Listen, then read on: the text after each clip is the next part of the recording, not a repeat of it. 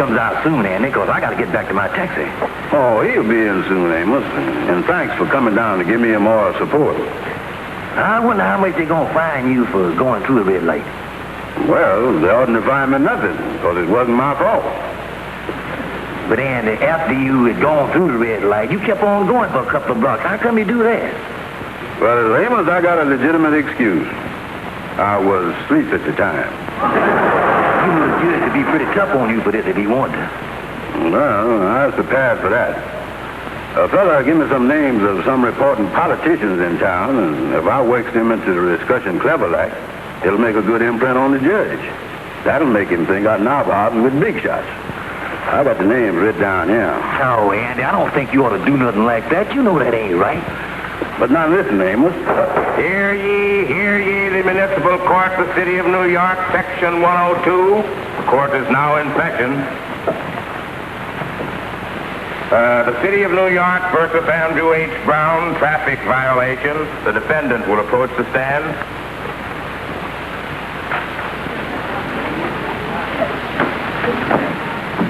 You're accused of passing through a red light at Lenox Avenue and 134th Street.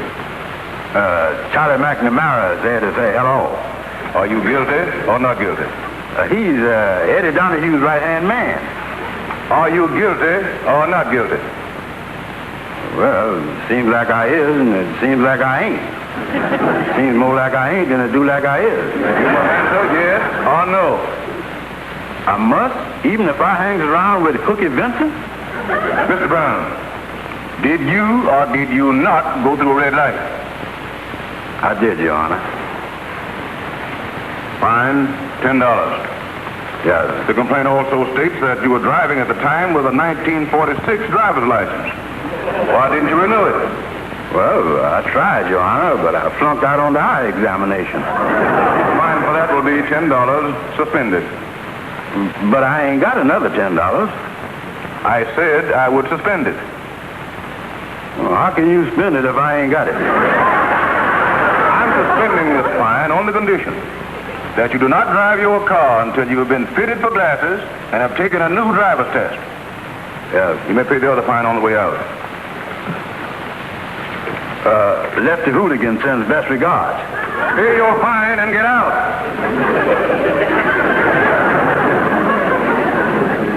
Well, here it is right here in the paper. Andy ain't going to be allowed to drive his car no more till he has his eyes tested for glasses.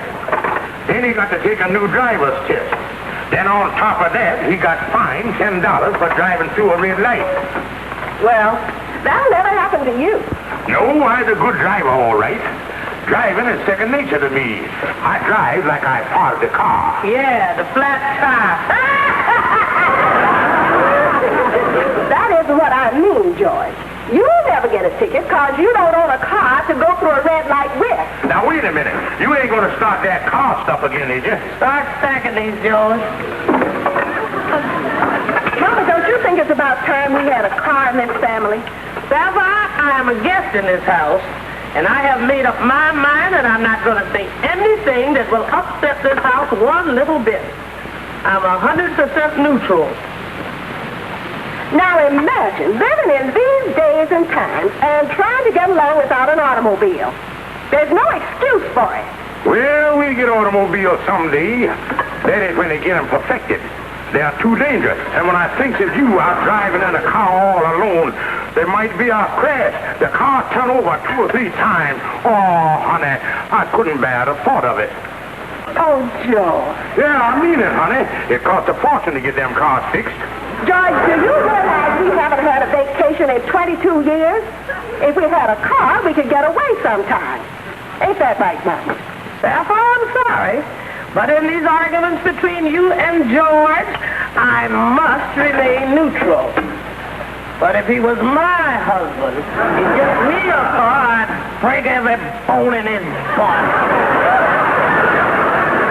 Well, you certainly got here in a hurry, Mr. Cochran. That's the way you have to operate a used car business. Buy 'em fast, sell 'em fast. Action. That's our motto. Well, it's like I told you over the phone. My wife going to give me $100, and my mom-in-law going to give me $100. So all I can afford to pay for a car is $200. Mr. Stevens, I've got the finest $200 buy in the city of New York. And there she is, right there. Yes, Mr. Stevens, in perfect condition. And just look at that paint job. This car was owned by a little old lady who just used it to drive to and from the bank. Where was the bank? Mexico City? Mr. Stevens, I guarantee you can't go wrong with this car. It's in tip-top condition. Why, it's just had its 300,000-mile checkup. And look at the upholstery you get with this model.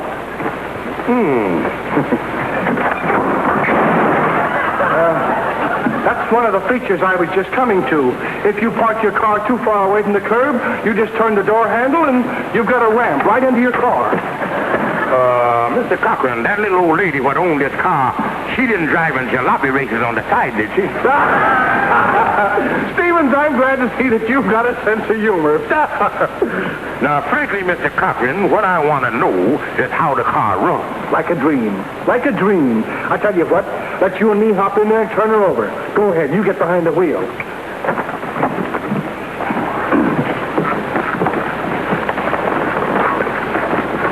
Now, you just step on the starter and you'll hear a motor that purrs just like a kitten.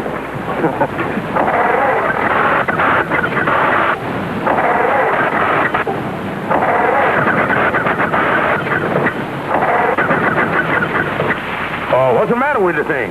Oh, nothing at all. It's just a bit temperamental, that's all.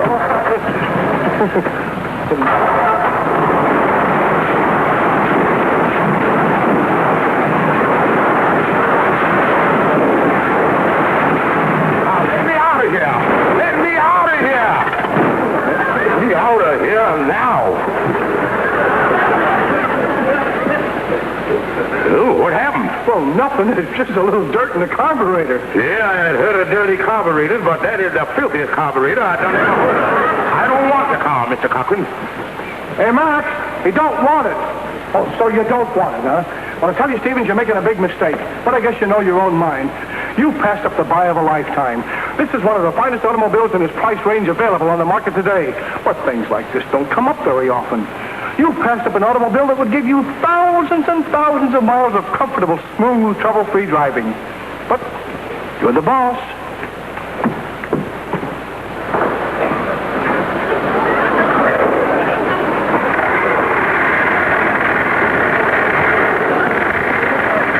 Hi, Kingfish.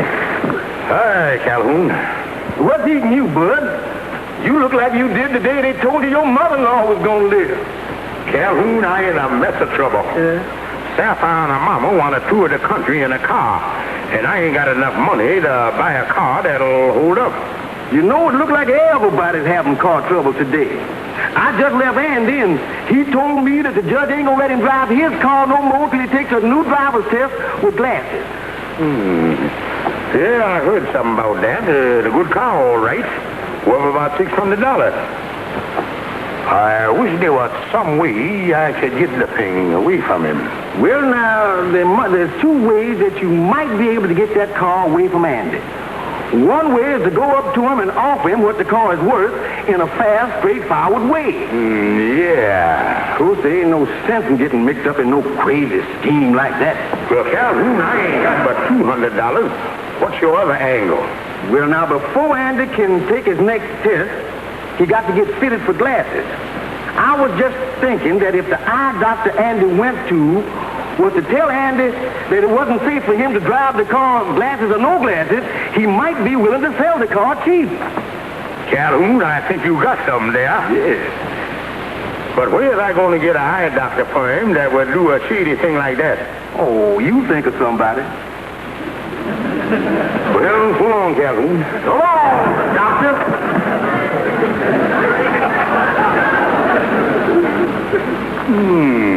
Yeah.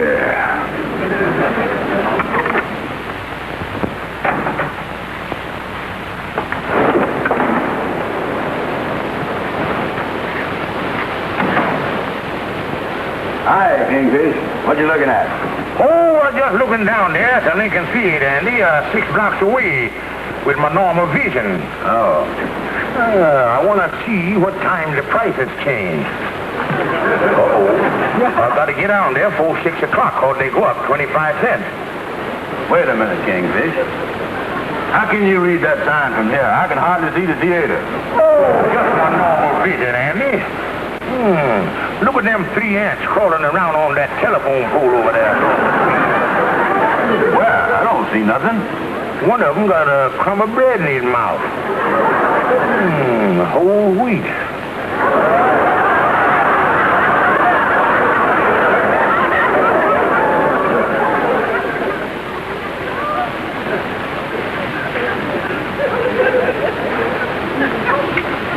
Well, I guess the judge was right making me get glasses before I take my driver's test. Well, I don't know what you're talking about, Andy, but I knew it was bound to happen.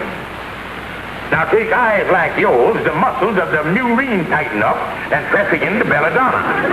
And that makes your tear ducts wrong.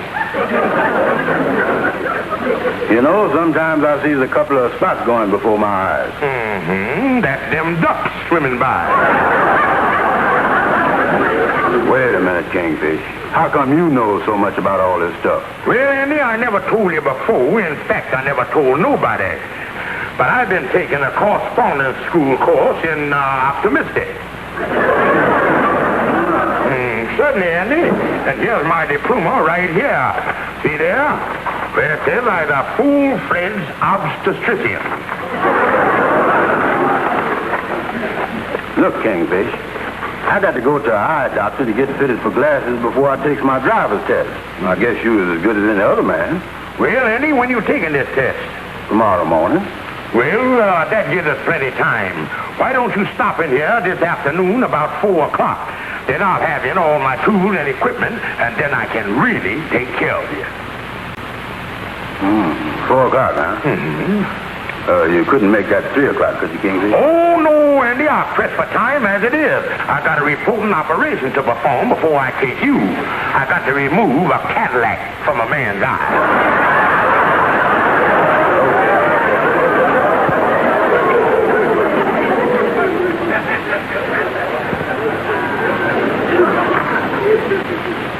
Well, the chair's all right, Lightning. Thanks Tony again for loaning it to us.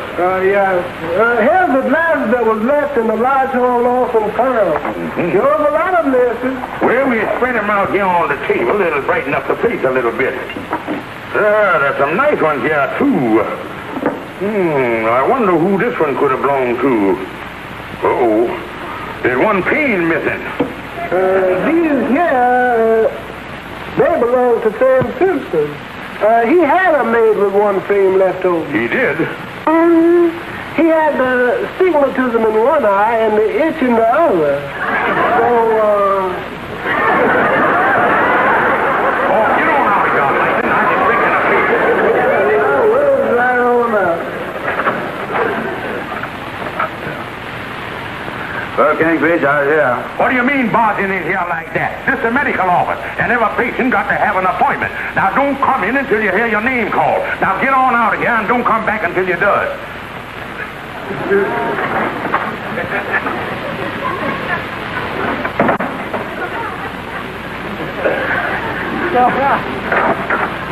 Mr. Andrew H. Brown, please. Well, Mr. Brown, I see you're right on time for your appointment. Yeah, just get right in the medical chair here. Hey, Kingfish, this looks like a barber chair. Look at that. Oh, no, Andy. That ain't no barber shop. That is what you call lens polisher. That's what it is. See that, Andy? Now get right in the chair here and we proceed with the examination. Yeah.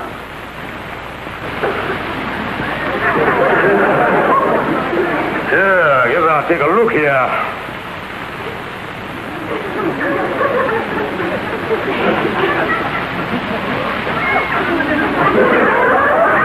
What happened? Don't get excited, Andy.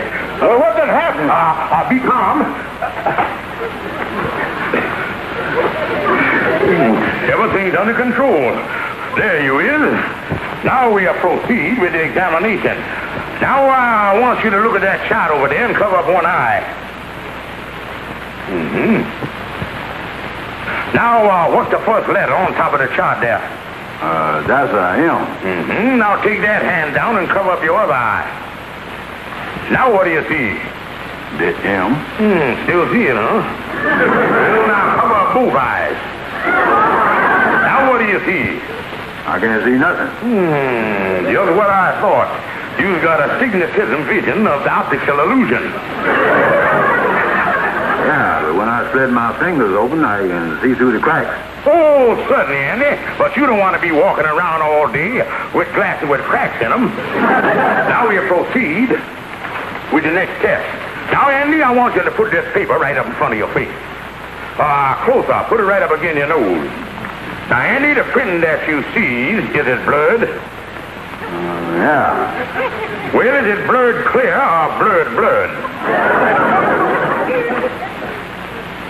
It's blurred. You got it double. I is, huh? Yeah, Andy, now we get on with the next test. Andy, I want you to take this mirror here and look over this shoulder. Can you see that calendar over there on the wall? Oh, I can see the calendar all right, but it seems to me that everything looks backwards. Well, we'll start with the first word here. What is it? Serotan.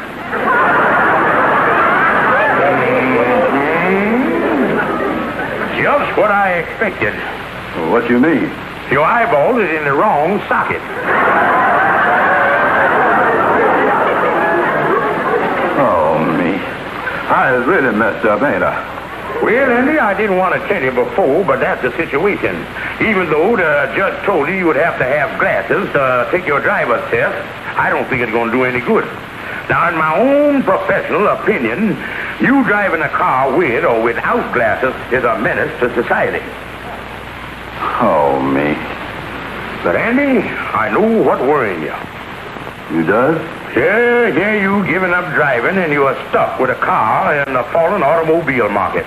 Well, I was going to... But, Andy, I'd be happy to take the car off of your hands. Well, see, at above the blue blood value. I'll give you $200 for it.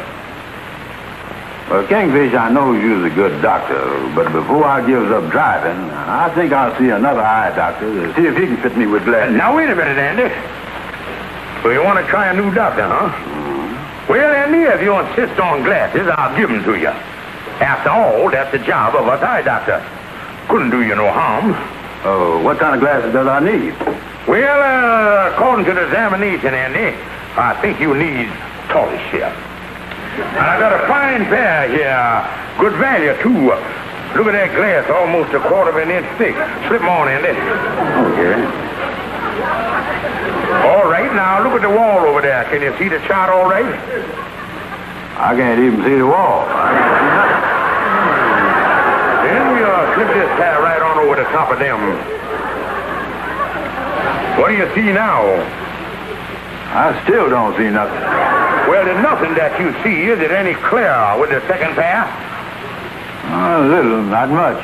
Well, then we'll slap this third pair on right over the top of them. Anyway, the man got eyes as bad as you ought to have a bigger nose. Now, with that third pair any better? No, it's worse. I can't even see these two pair with these glasses. Anyway, Kingfish, why has I got 3 pair of glasses on? Oh, yeah, Andy. Oh.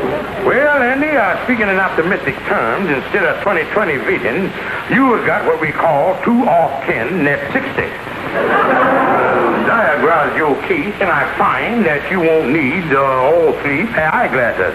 The first pair will do the trick.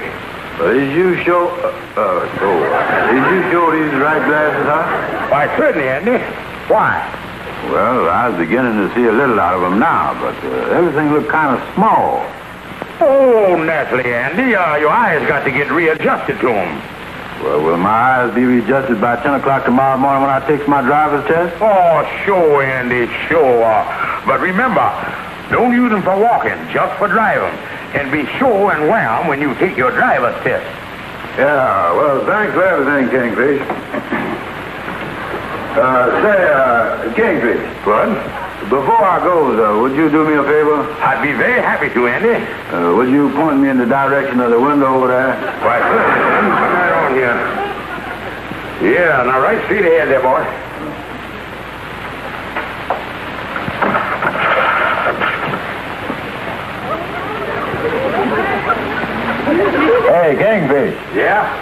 You know them 3 ants you was talking about? I think I see one of them now. 180, 190, $200. Oh, that's great, honey. And I guarantee you, by tomorrow morning, we'll have a nicer car than anyone would want to see.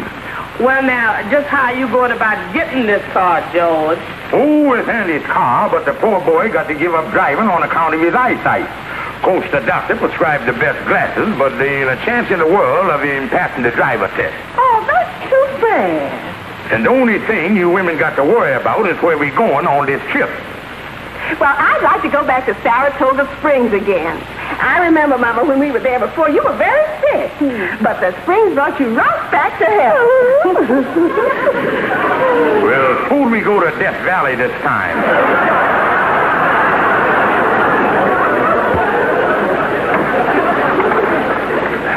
Andrew H. Brown? Right here. You are Andrew H. Brown. Yes, sir. Where's your car? Right there. According to the list here, you must wear glasses for your test. Oh, I got them right here, mister. All right, Mr. Brown, put your glasses on and get behind the wheel here. Yes, sir. Glasses is the thing, all right. There ain't nothing like them. All right, let's get going. Yes, sir.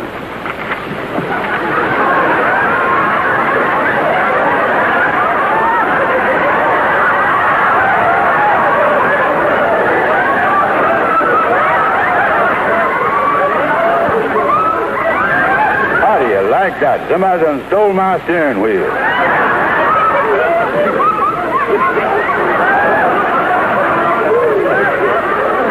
Well, you see, Kingfish, the inspector made me get out of the back seat of the car. Then he tore up my application and walked away. I didn't even get to drive 1 foot. Now, look, Andy, don't blame it on them glasses what I give you, because them glasses was perfect. Yeah. Well, I guess I is a menace to society, all right. Yeah, I guess you're right about that, Andy. You still want to buy the car, Kingfish? Yeah, Andy, I'd be very happy to take it off your hands for $200. That's all it's worth, huh? Yeah, Andy, I'll offer you top dollar. Well, thanks for everything, Kingfish. I guess this is just one of them little disappointments in life that a fellow's got to get used to. Yeah, Andy, it's one of them little things. Now, about the owner's license. I would like to get it as soon as possible because we are figuring on starting on a little trip right away. I tell you, Kingfish, I'll go home and get it and bring it up to your house. Oh, thanks, Andy. Then I'll see you at the house later. For we already done start packing for a tour of the country. Oh, you is, huh? Yeah, Andy, we may go far south as New Orleans. Get there in time for the Mardi Gras. Better pack your winter coat, Mama. No telling what kind of weather we'll run into. Yeah, I'm packing my heavy one. Yeah, you sure you got enough shirts packed for me, honey? Oh, yes, George, you have plenty. Well, I guess I got about everything. Well, then I guess we is all...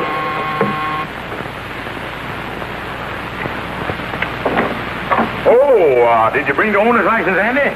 Say, Kingfish, about selling you this car, I've been thinking it over. Now, look, Andy, this ain't no time for conversation. I done give you the money, so just hand over the license. But, Kingfish, I don't know if you want to buy this. Andy, if you figure on backing out of the deal, it ain't gonna work. We made a bona fide deal, and the thing done closed. Now, so just give me the license.